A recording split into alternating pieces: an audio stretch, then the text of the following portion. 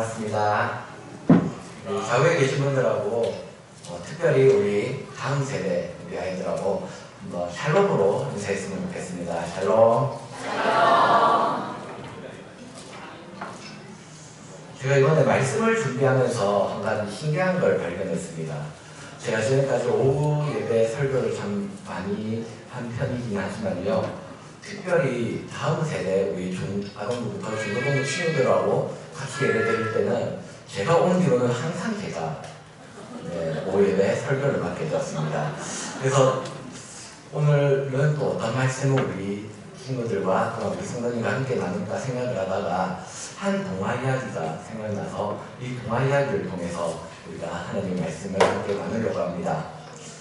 한 집에 5 형제가 있었습니다. 이 5 형제는 아버지와 함께 행복하게 살고 있었습니다. 그 집은 마을에서 조금 떨어져서 산속에 있었습니다. 그리고 그 집 옆에는 급류가 흐르고 있어서 항상 아버지는 이 자녀들에게 이야기했습니다. 얘들아, 저기서 급류에서 휩쓸리면 큰일 나. 하루까지 떠내려가게 된단다.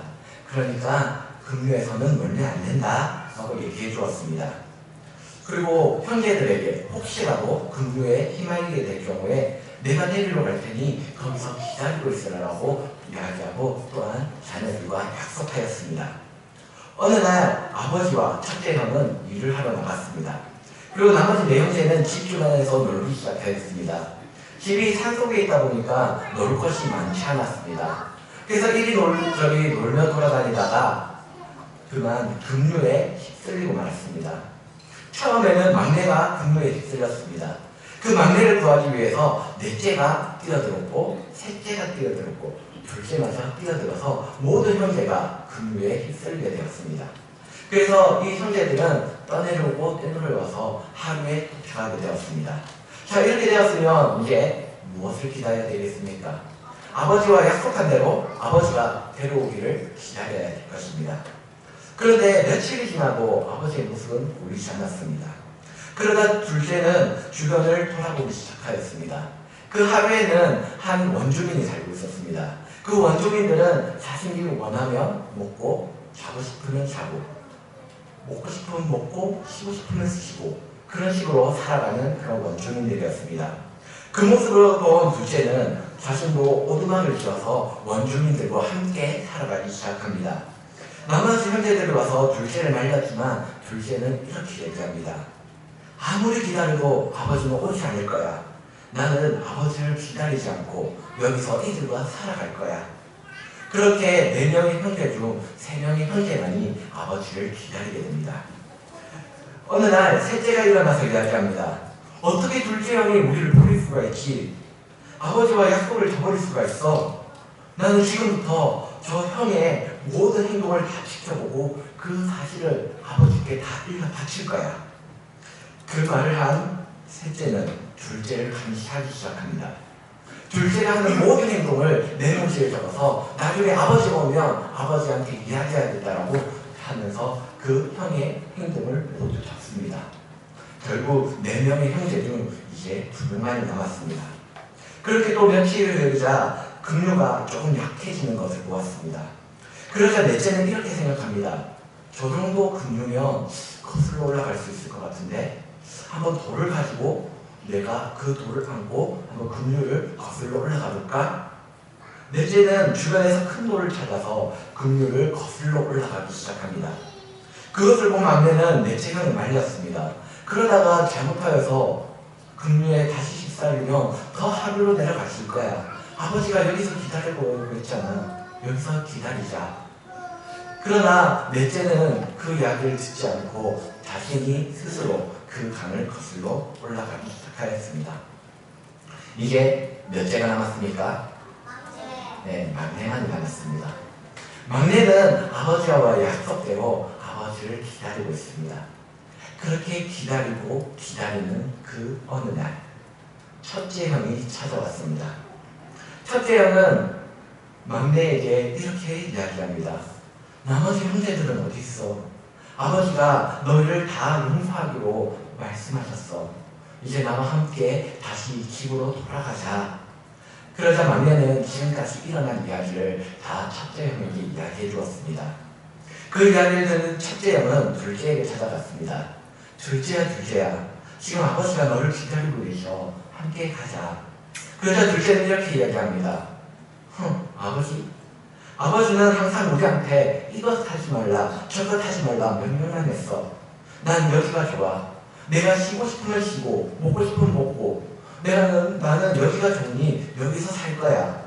첫째 형의 권유에도 불구하고 둘째는 끝까지 마음을 돌리지 않았습니다. 어쩔 수 없이 첫째는 셋째에 갔습니다.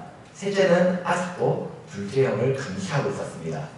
셋째야, 아버지께서 너희를 찾고 계셔. 함께 돌아가셨구나.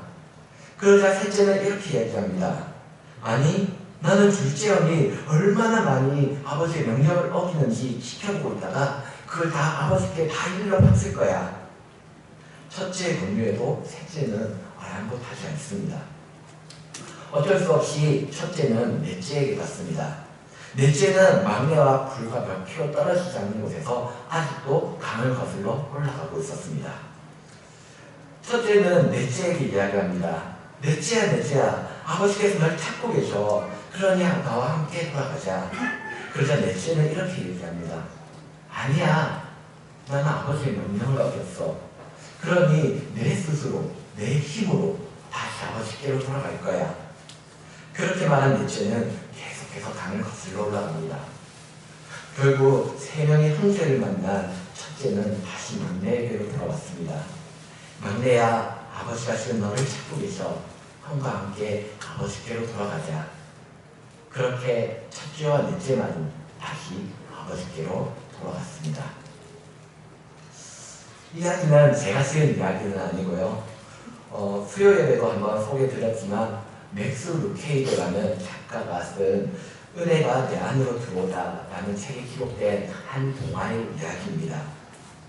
아마 우리 성도님들은 이 형제들이 무슨 이야기를 하는 건지 잘 알고 계실 겁니다.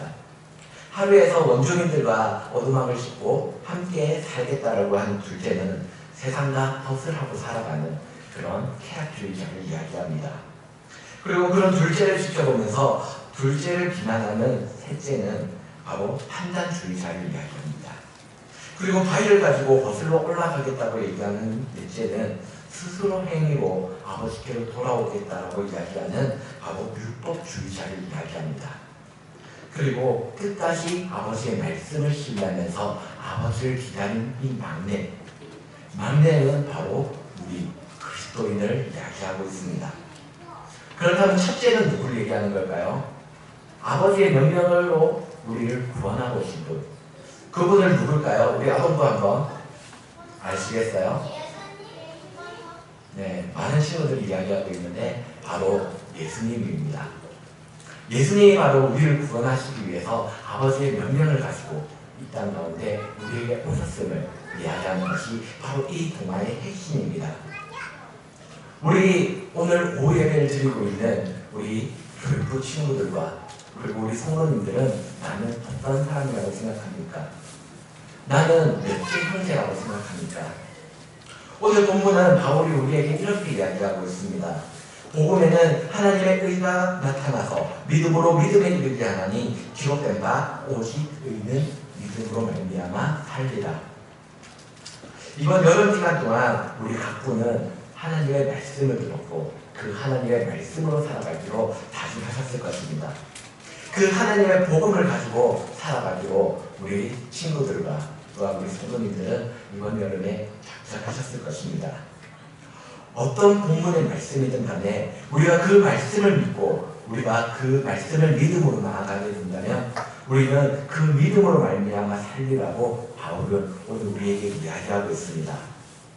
우리는 세상과 거수되는 쾌락주의자도 비난거리를 찾는 판단주의자도 스스로 행위로 나아가려고 하는 율법주의자도 아닌 오직 하나님의 말씀만을 믿고 의지하여 나가는 그리스도인이 되길 소원합니다. 이번 여름에 들었던 그 하나님의 복음, 그 하나님의 복음을 믿고 의지하며 나아가는 우리 유치부로부터 시작하여 아동부와 중고등부, 청년부에 이르기까지 우리 모든 대한제일교회 교육부와 또한 우리 성도님들 되시길 소원합니다. 기도하겠습니다. 하나님 아버지 은혜를 감사드립니다. 이번 여름 우리는 다시 한번 하나님의 은혜를 경험하였습니다.